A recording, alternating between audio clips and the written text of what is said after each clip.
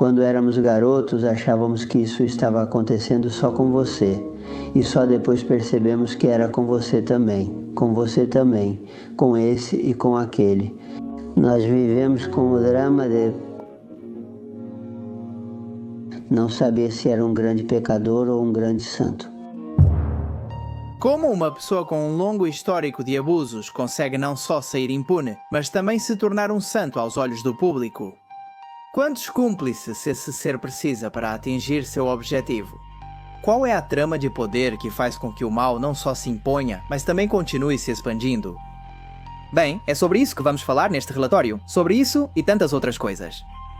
É historicamente conhecida a relação que a Igreja Católica tem com casos em que os direitos dos mais fracos são violados. Não é segredo que muitos homens e mulheres usam a desculpa de promover a fé para poder se aproximar dos mais jovens e assim submetê-los às suas intenções obscuras. Com o tempo, a Igreja parece mais atenta às denúncias sobre isso. Mas ainda assim, continuam existindo provas de como a instituição como tal prefere o caminho do encobrimento. A história que vamos conhecer hoje deixa claro isso. Hoje, vamos conhecer um homem abençoado pelos papas mais prestigiados que conquistou seu lugar no topo do Vaticano. Um homem visto como apóstolo da juventude, considerado santo e exemplo por muitos. Um homem que se proclamava como gestor dos empreendimentos que buscavam tornar o mundo um lugar melhor e mais justo. A presença desse homem em eventos religiosos comovia os fiéis que pediam suas orações. Que sua mão repousasse sobre a cabeça de um doente era para muitos um sinal de um milagre que estava por vir. No entanto, ao longo dos anos, foi se construindo outra imagem do sujeito, uma imagem que contrasta com aquela que todos quiseram vender e promover. Uma imagem que se quis manter nas sombras até que não existissem mais sombras capazes de encobrir tantas aberrações. Então, o véu caiu e o escândalo não demorou a explodir. Maus tratos, enganos, sectarismo, negócios obscuros e grandes quantias destinadas a fins misteriosos. Hoje vamos investigar não só os abusos cometidos por esse padre mexicano, mas também vamos nos aprofundar nos negócios obscuros em que ele envolvia sua congregação. Vamos conhecer o testemunho de quem esteve ao lado dele por anos e analisar a forma como a Santa Sé escolheu agir diante do que acontecia. Bem-vindos ao caso de Marcial Maciel de Goiado, o maior predador da Igreja.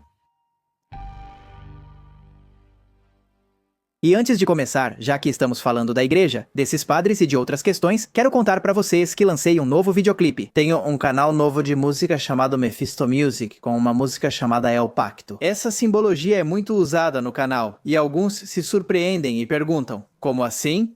Não pode ser, se chamava Mephisto e eu nem percebi.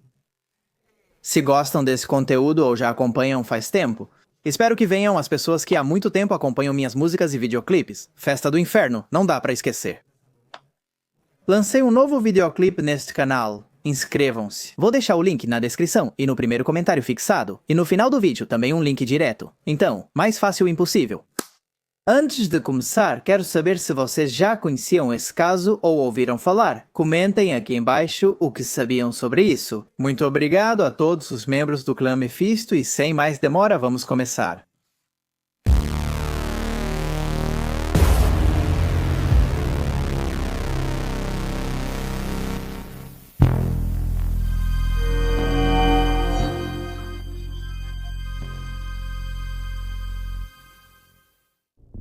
Em 1997, 8 pessoas escreveram uma carta aberta que chocou muitos.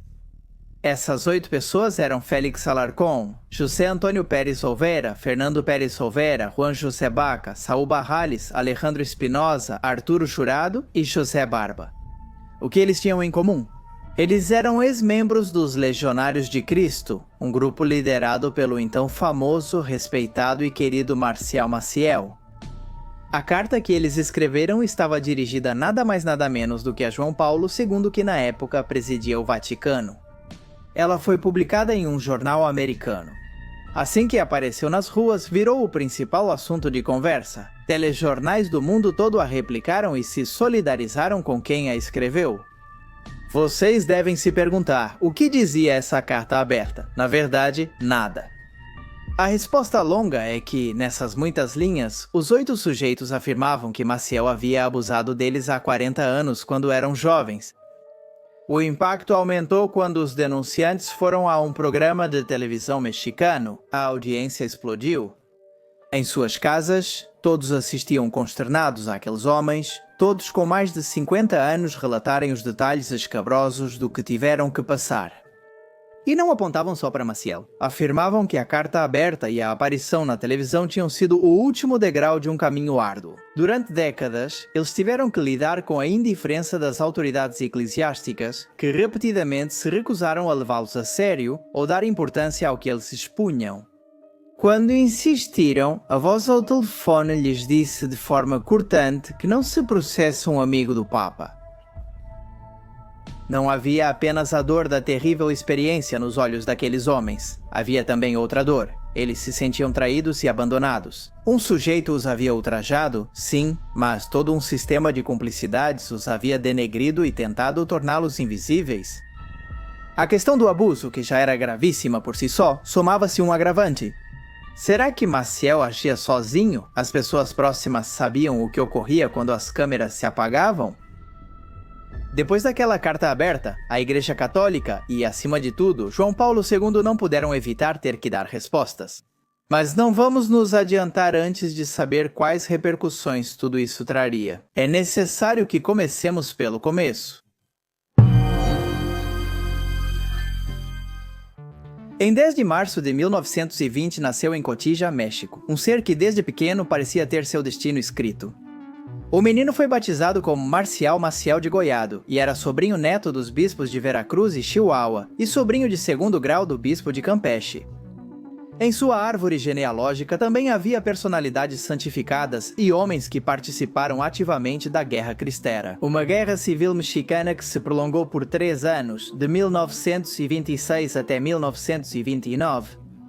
Essa guerra havia colocado frente a frente o governo e milícias de religiosos católicos que resistiam à aplicação da chamada Lei Cáliz, que propunha limitar e controlar o culto católico na nação. Diante desses antecedentes, não surpreende que Marcial tenha tido contato precoce com a religião. Saber sua linhagem logo o fez sentir-se parte de algo maior. Ter um papel ativo na luta para promover a fé quase parecia para o jovem um desígnio divino. O Esu disse aos pais que queria ser devoto e dedicar a vida a Deus. Seus pais assentiram com orgulho e, em 1936, Maciel e seus 10 irmãos se mudaram para a cidade do México.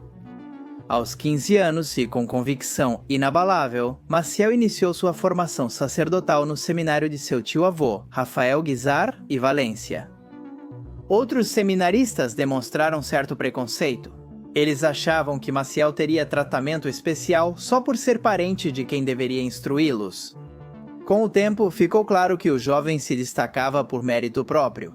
Havia força em seus discursos, calor em suas palavras, dedicação em suas oferendas. Era também inquieto, repetia incansavelmente que a religião deveria ter um papel mais comprometido com seu entorno.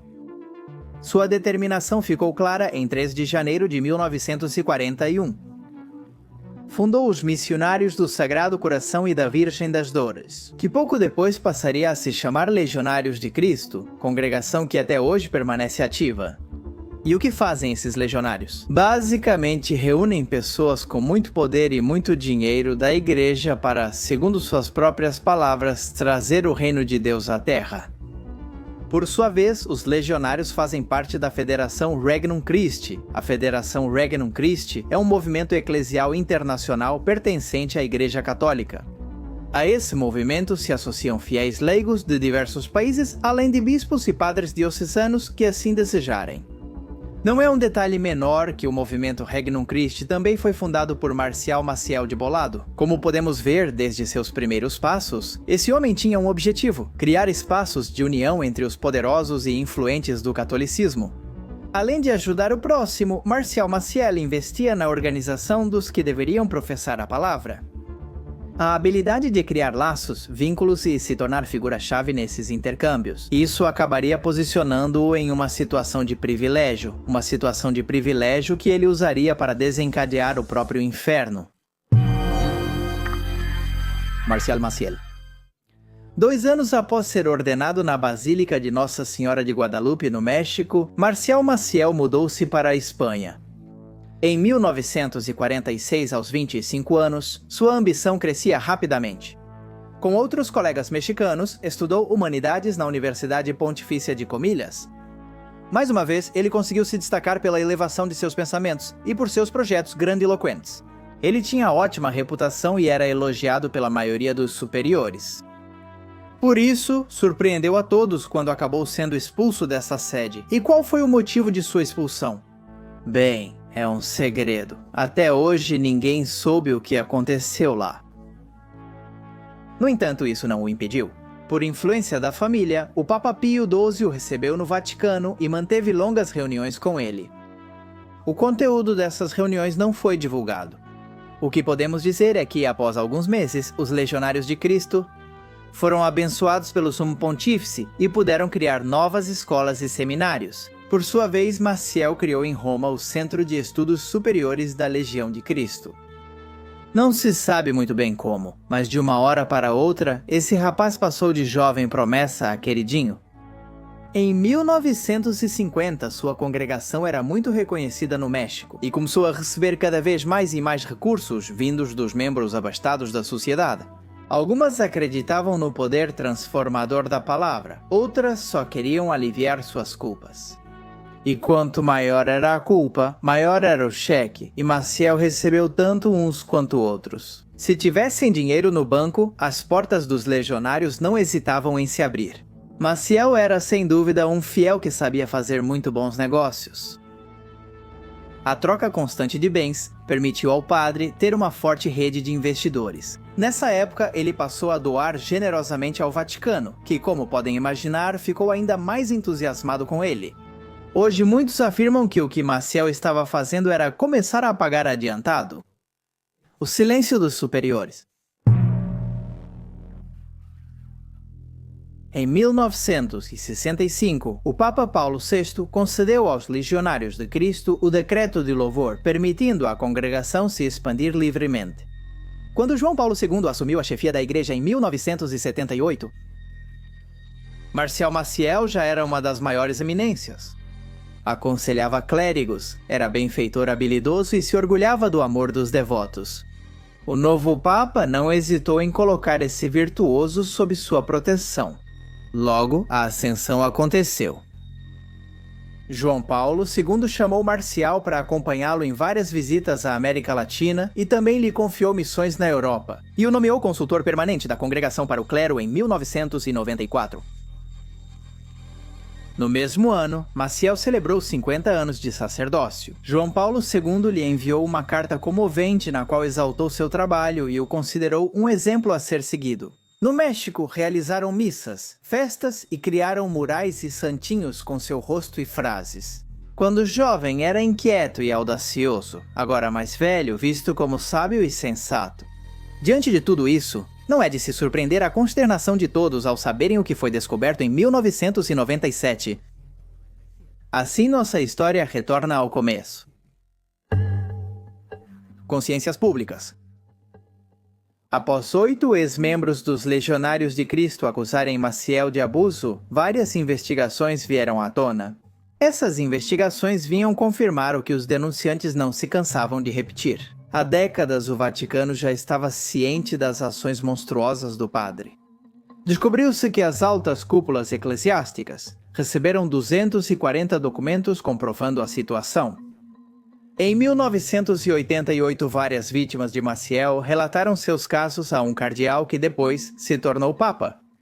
Estamos falando de Ratzinger, que mais tarde se tornaria Bento XVI, mas o que ele fez? Bem, ele pegou todas as denúncias e as guardou na gaveta mais distante de todas, lá bem no fundo para que ninguém as encontrasse. E se vocês têm interesse em saber sobre a história de Ratzinger, temos um vídeo que fizemos justamente no dia em que ele morreu, no meu outro canal, o dia que se chama O Dia que Ratzinger Morreu. Logo surgiram ainda mais coisas. O jornal espanhol El País publicou em 2006 que o fundador dos Legionários de Cristo havia sido investigado entre outubro de 1956 e fevereiro de 1959, a pedido do cardeal Alfredo Ottaviani, então o grande inquisidor romano. Os resultados: Maciel foi suspenso por um tempo, mas depois foi reintegrado às suas funções. Não importava que soubessem seu modus operandi, Maciel seguia contribuindo financeiramente, o que valia mais que 1000 acusações. Pouco importou o testemunho daqueles que disseram que o homem havia violado suas inocências. Não importava como ele fez menores acreditarem que era um presente celestial para ter relações com ele.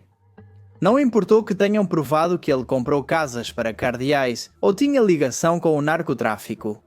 Nada disso importou, ao lado dos zeros que suas gorjetas cada vez mais opulentas possuíam.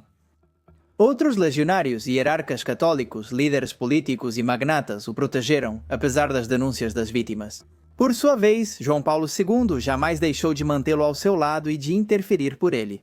Bem, até sua morte em 2005... Então, com o falecimento daquele que o havia protegido contra tudo e contra todos, Maciel ficou encurralado. Aquela rede do mal começou a desmoronar, lenta, mas inexoravelmente.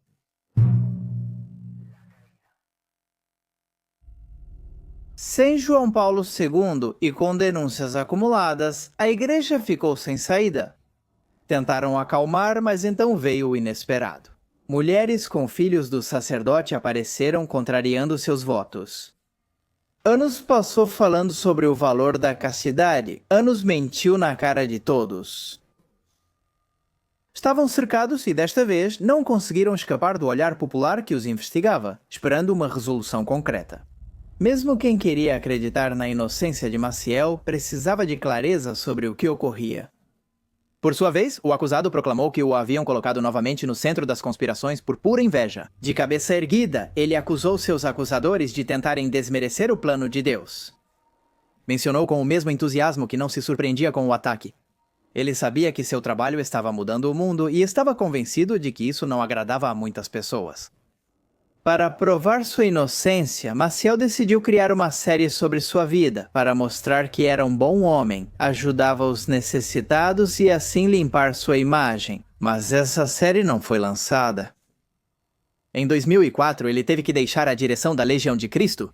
Em 2006, já Papa, Ratzinger ordenou que ele deixasse o sacerdócio público para se dedicar à oração e penitência. De certa forma, ele o aposentava, dando-lhe nova chance de sair impune. Marcial Maciel de Goiado morreu de morte natural em 30 de janeiro de 2008. Os legionários negaram durante muito tempo as acusações contra o sacerdote e, desde o afastamento forçado de Maciel, não fizeram nenhuma declaração oficial, de uma forma ou de outra. Em março de 2010, eles divulgaram seu primeiro comunicado reconhecendo seu fundador. Cometia alguns atos reprováveis.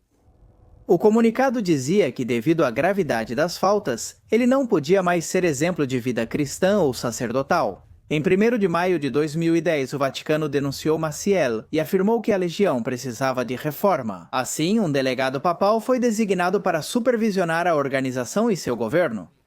Decididos a dar uma nova cara ao projeto para mantê-lo vivo, os legionários decidiram preparar um relatório devidamente documentado sobre o que aconteceu nos últimos anos. Em relação ao padre, muitos viram isso com bons olhos. Parecia uma busca saudável por redenção. Assim, em 2019, publicaram um relatório que surpreendeu muitos. Ao que parece, Maciel não tinha sido o único na igreja a cometer esses atos tão atrozes. Nunca.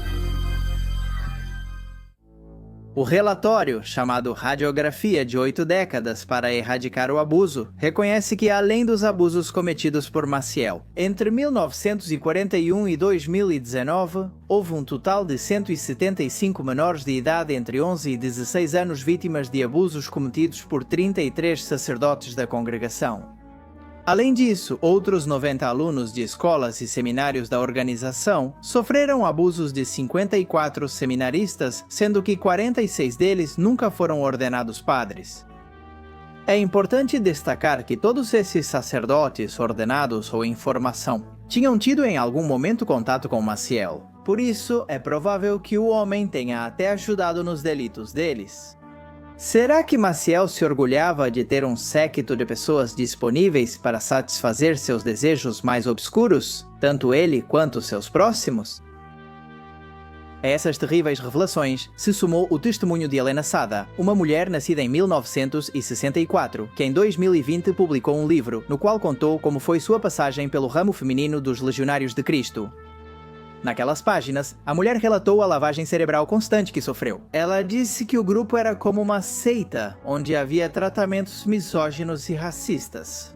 As pessoas que não recrutavam gente para a congregação eram humilhadas e chamadas de parasitas. Quem fazia bem o seu trabalho obtinha o duvidoso benefício de poder maltratar os demais. E o que acontecia então? Bem, os recém-chegados acabavam em uma situação de tensão entre eles, em vez de apontar para o inimigo comum. Eles não percebiam que, na verdade, quem estava fazendo eles se enfrentarem era aquele homem que sempre aparecia nas notícias. Com um grande sorriso, Helena também contou que Maciel era viciado em morfina e já tinha sido internado por overdose em 2 ocasiões. Esse vício o tornava errático e violento. O padre não tinha pudor em bater ou humilhar as pessoas e manipulava todos ao seu redor, gerando um clima de paranoia que favorecia seu controle sobre as individualidades. Após saberem disso por Helena Sada, muitos passaram a questionar o relatório divulgado pela congregação no ano anterior. Por que não comentavam sobre essas manobras? Por que não falavam sobre o mecanismo interno com o qual se organizavam? Será que continuavam agindo do mesmo jeito? Será que pretendiam limpar sua biografia deixando de lado esses detalhes escabrosos? Naquele momento, investigadores particulares chegaram a uma conclusão. Os legionários estavam usando o caso de Maciel e dos padres abusadores para tentar ganhar legitimidade. E para que não viesse à tona outro lado fraudulento da organização, um ligado ao que ficou conhecido como os Pandora Papers. E sim, as coisas ainda ficam ainda mais sombrias. Pandora. Os Pandora Papers trouxeram os Legionários de Cristo de volta ao foco por esconderem fundos com manobras financeiras. Segundo os documentos, a organização tem fundos de 295 milhões de dólares em empresas offshore. São 2 fundos de investimento, Alpha Omega Trust e Salus Trust, com sede na Nova Zelândia. Os Pandora Papers reúnem 11,9 milhões de documentos vazados. Trata-se do maior vazamento de documentos de segredos financeiros até hoje, superando os Panama Papers. As informações desses documentos estão relacionadas a diversas contas offshore de personalidades políticas e indivíduos com grande patrimônio. São 35 líderes mundiais, mais de 330 servidores de cerca de 90 países e empresários listados na Forbes, e de muitos sonegadores que atuam nas sombras. Segundo foi dito, não é necessariamente ilegal possuir uma empresa offshore, mas ela pode servir de fachada para diversos crimes, como lavagem de dinheiro ou terrorismo. Ucrânia e Rússia são os países com mais políticos citados nos documentos de Pandora. Nas Américas, destacam-se Honduras, Colômbia e Brasil. Entre os famosos ligados a esse vazamento estão Shakira, Pepe Guardiola, Júlio Iglesias, Chayanne, Cláudia Schiffer, Ringo Starr, Elton John e o escritor Mário Vargas Llosa. Como dissemos, a organização que Maciel liderou também surgiu nesses documentos, e os legionários só conseguiram declarar que tudo se deve a um erro. O único fundo que administram é para cuidar da saúde de sacerdotes e consagrados. O caso continua no Poder Judiciário. Jornalistas independentes que localizaram todos os documentos pedem monitoramento contínuo das ações legais para evitar subornos e extorsões. Enquanto isso, chegando até aqui, há uma pergunta-chave. Apesar de Maciel ter escapado da justiça, o que ocorreu com os outros padres corruptos e abusadores da mesma congregação? O que aconteceu com esses padres que ele apoiou e até acompanhou para que pudessem abusar de inocentes? Eles receberam o castigo merecido? Bem, não. O quê? Dos 33 padres identificados como agressores, 6 morreram sem serem julgados pela Justiça Civil. Um está sendo julgado atualmente e apenas um foi condenado. Os demais até agora não foram processados. Por diversos motivos, como a situação legal nos diferentes países ou os prazos de prescrição. A resposta institucional aos abusos de 1941 a 2005 ainda está muito marcada pelos preconceitos que existiam naquela época e porque os abusos eram vistos como um tabu social. Apesar do Vaticano elogiar a coragem de quem denunciou os legionários, a maioria das vítimas continua descrente. Afirmam que a Santa Sé está apenas tentando sofrer o menor dano possível, ao mesmo tempo em que defende continuar cuidando de seus próprios interesses. Em 2021, o Papa Francisco mudou as normas internas da Igreja Católica, ao incluir no Código de Direito Canônico um artigo que estabelece a pedofilia como um crime contra a dignidade das pessoas. Condena religiosos que cometem e indeniza as vítimas. Embora essas coisas pareçam novidades, o sistema penal interno da Igreja estava há 40 anos sem ser atualizado e tinham suas letras miúdas, mais ferramentas para absolver os abusadores do que para ajudar os abusados. Apesar dos escândalos da possível seita e da gestão duvidosa de fundos, os Legionários de Cristo seguiram crescendo no mundo. Hoje são mais de 40 mil membros e 170 mil alunos formados em suas instituições. Apesar de a liberdade de culto precisar ser preservada, surge a questão: os atos infames da instituição foram realmente banidos? A morte de Maciel encerrou esses atos vergonhosos? Ou ainda permanecem segredos sob as batinas de seus sacerdotes?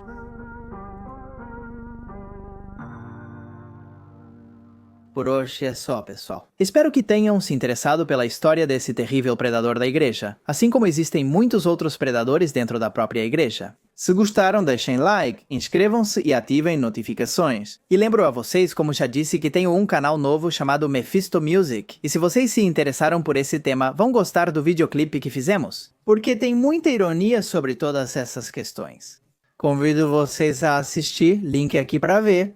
Chama-se O Pacto. Procurem por O Pacto Magnum Mephisto no YouTube. O link também está na descrição e no comentário fixado. Agradeço a todos do clã Mephisto, pois graças a eles conseguimos fazer esses vídeos, mesmo que muitos sejam desmonetizados pelo YouTube. Sem mais, me despeço. Sou Magnus Mephisto e nos veremos em breve. Adeus!